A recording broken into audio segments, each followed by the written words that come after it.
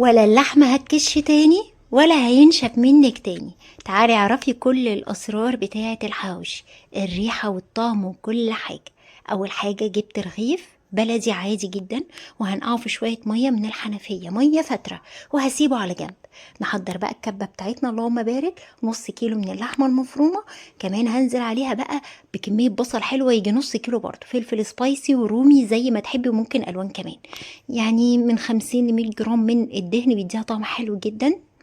هنا بقى الرغيف بتاعنا داب كده في الميه، هبتدي اشيله من الميه بتاعتنا واحطه على اللحمه. طب هتقولي ليه يا شيرين حركه الرغيف دي انت بتكتري الكميه؟ لا، مش بس اكتر الكميه، العيش لما بيتحط على اللحمه بيمنع انها تكش. ممكن تحطي عيش ممكن دي، لكن بالعيش احلى بكتير. وجربي وشوفي التركايه دي بنفسك، ما بتكشش ابدا. ملح، فلفل، بهارات، حبهان، رشه قرفه، رشه من بهارات الحواوشي، وده شطه اللي هي القرون حطيتها برضو بتدي طعم سبايسي خطير. غطيت الكبه وابتديت افرمهم مع بعض كده ينعموا يبقى عجينه واحده. بالمناسبه الغطا الشفاف اللي على الكبه ده يا جماعه، حطيته بقى في الميه السخنه، اغسله راح معوج وقالب وش. اللي يعرف بقى ينفع اجيب غطا تاني زي ده او ايه الحل ليه، قولوا لي في الكومنتات، عشان الصراحه الكبه دي غاليه عليا، وكده الغطا وقفها لي خالص بقى، يعني مش عارفه اشغلها تاني، فقولوا لي اعمل ايه. التركايه التانيه بقى للحواوشي، بعد ما تنزلي باللحمه بتاعتك اللي اخدت كده كلها مع بعضيها في الكبه، هتبتدي تعملي فيها حفره كده، وتجيبي طبق اي ورقه بقى فويل عندك، وانزلي لي بفحمايه وهي نيه كده، ايوه وهي نيه. جربي بس بنفسك كده، حطي الفحمه والزيت واكبسي على طول الدخان فيه. عايزه اقول لك الحواوشي بيطلع بطعم الكباب، تحفه تحفه تحفه. ولا تقولي لي اي حواوشي من بره وريحته بتسحبك من بره، لا ده احلى بكتير. سبته لحد ما خلصت الدخنه بتاعتها وشلت الفحم، جبت العيش المصري البلدي بتاعنا، احنا هنعمله عادي جدا، مش اللي هو بالعجين او الاسكندراني. بمقص بايديكي زي ما بتحبي او زي ما بتعرفي تفتحيه، وهتبتدي تفتحي العيش بتاعك فتحه صغيره كده على قد ان هي ايديكي تخش تفرد اللحمه في قلبي.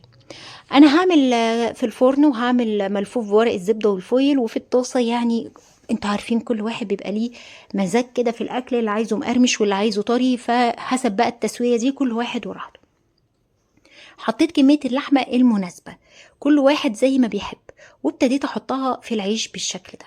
هحط اللحمه، وطبعا جلافز يعني مجنني في فرد اللحمه، وهبتدي افردها بالشكل ده. فردت بقى اللحمه بتاعتنا في صاج كده مدهون دهنه بسيطه كده من السمنه، وهاخد الارغفه بتاعتنا اللي احنا هندخلها الفرن، وبدهن برضو السطح بتاعها بالسمنه. خلاص، وهلف بقى عيش برضو باللحمة في قلب ورقة الزبدة، وبعدين ورقة فويل، وادخله برضو الفرن. واللي في الطاسة بتقلبيه من شمال كده في الطاسة بنقطتين سمنة او زيت. حطيته في الفرن بالشكل ده على درجة حرارة 180 ل 200 مش اكتر، علشان خاطر يستوي مظبوط اللحمة من جوه، واللقمة بتاعتك ما تنشفش قوي. عايزينها مقرمشة، اللي هي تخروش كده وانتي بتاكلي، وفي نفس الوقت تبقى فيها طراوة، مش ناشفة على السنان وتتعب. الحواوشي بتاعنا خرج ده اللي متسوي بدون ورق فويل او ورق زبده، في الفرن بالشكل ده. اللحمه ماليه الرغيف من اوله لاخره، ما كشتش وبقى العيش فاضي. وهي دي مشكله اغلب الناس، ان اللحمه بتروح جاريه قاعده في النص والعيش فاضي. ليه؟ رغيف العيش يا جماعه اللي حطيناه في الميه هو اللي عمل التوازن ده. وجربي وشوفي بنفسك. هستنى ارائكم تحت الوصفه، وشيرز على قد ما تقدر.